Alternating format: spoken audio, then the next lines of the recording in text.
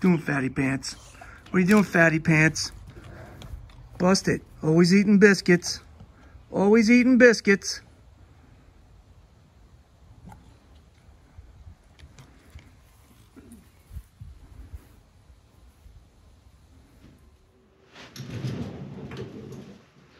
Welcome back, YouTube. Slick here in the Slickhead Garages. If you're this far along in this video, you've probably already seen me kickstart the Flathead and take her out for a ride. Well, she was running right for a little bit, then she wasn't. I could sense she was getting too hot, running too lean again. So I let the bike cool down. And as the directions say with the peak seals, you're supposed to retighten the plumber's nuts after a few heat cycles. So I did that, checked it. They were really loose. So I tightened them up again. Took it for another ride, still wasn't running right. So I rechecked them again and they were loose again. So I kept tightening them up because you're supposed to do that. So I got them real tight, and then on the third attempt to go ride it and tune in the carburetor, I kick-started the bike and seen a puff of smoke come out of here, come out of the head gasket. It's got a copper head gasket, it's not blown. When you have a motor rebuilt, you're supposed to do a few heat cycles on it as well and retorque down the head bolts. I did that once last fall, but I've rode it a few times now, so it's due, obviously, because of the smoke coming out of the head gasket, to retorque them down again.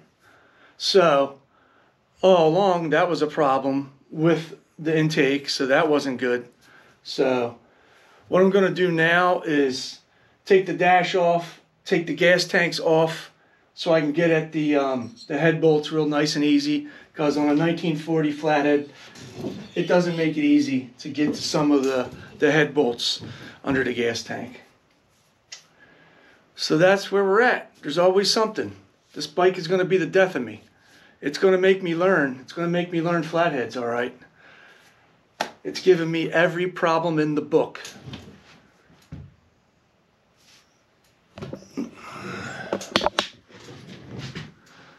The leak was right there. You can kind of see some black soot. So I've got to tight retorque that all down. These are all tight again, ready to go.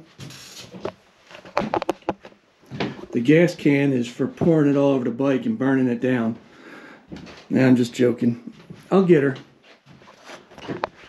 I'll tell you one thing I didn't tell you about.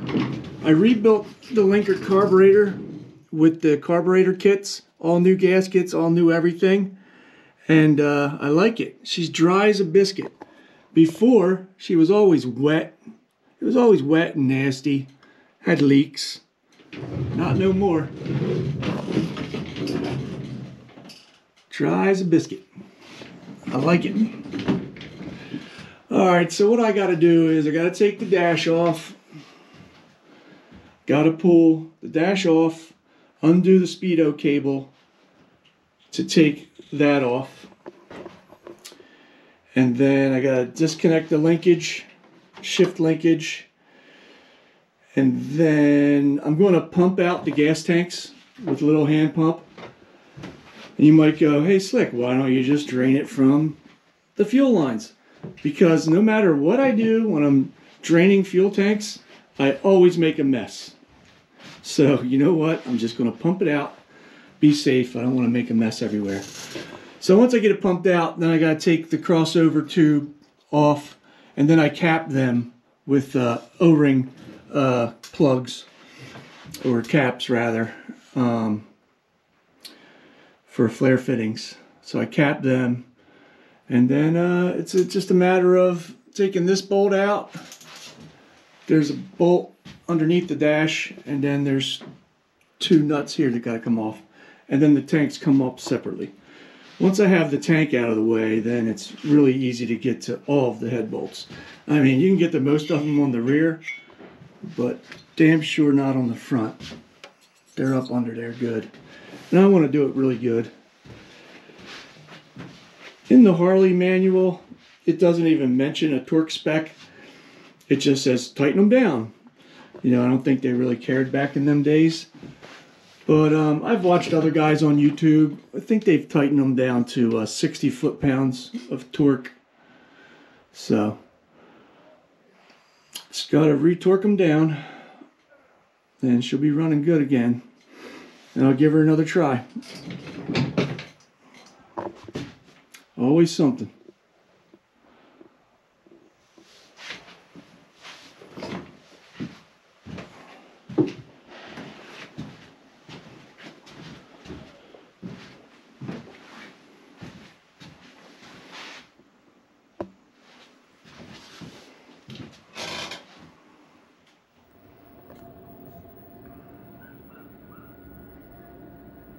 What do you want to do? You want to help me fix this, or you want to go inside? You don't want to stay? You don't want to fix this?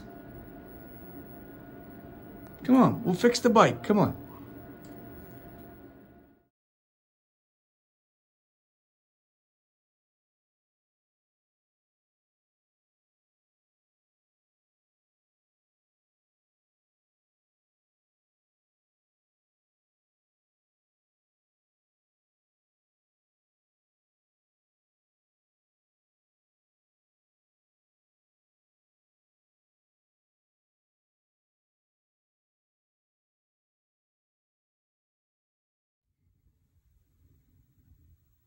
All right, I just wanted to show you guys something real quick I found neat.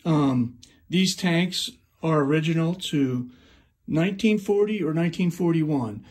I believe there are 41 tanks because of the trim on the tanks, because the 1940 is not supposed to have trim there. It's only supposed to have trim on the front and rear fenders, which I don't have. But you could, I believe, in 1940 bought this trim package to go on there. So who's to say they're not 1940s with the accessories put on later? But anyway, 1941, they did come with these trims on the fuel tanks. But I wanted to show you that these are original because you can see someone had repaired the tank in the past with a weld job all in here to stop it from leaking at one point in its life. The other one I don't think had any repairs on it, but just wanted to show you that real quick.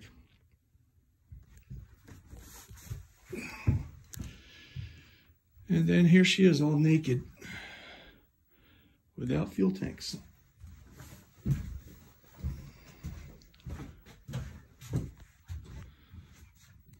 Now I can get to everything real nice and easy. That dry carburetor. All right, I know I keep saying it, but this time. All right, talk to you later, people.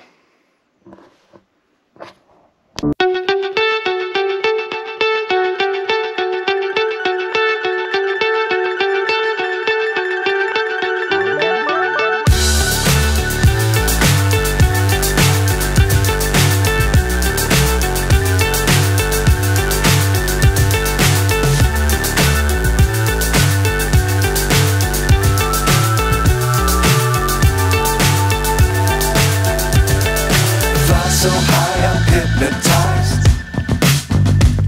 What's up is down, what's left is right.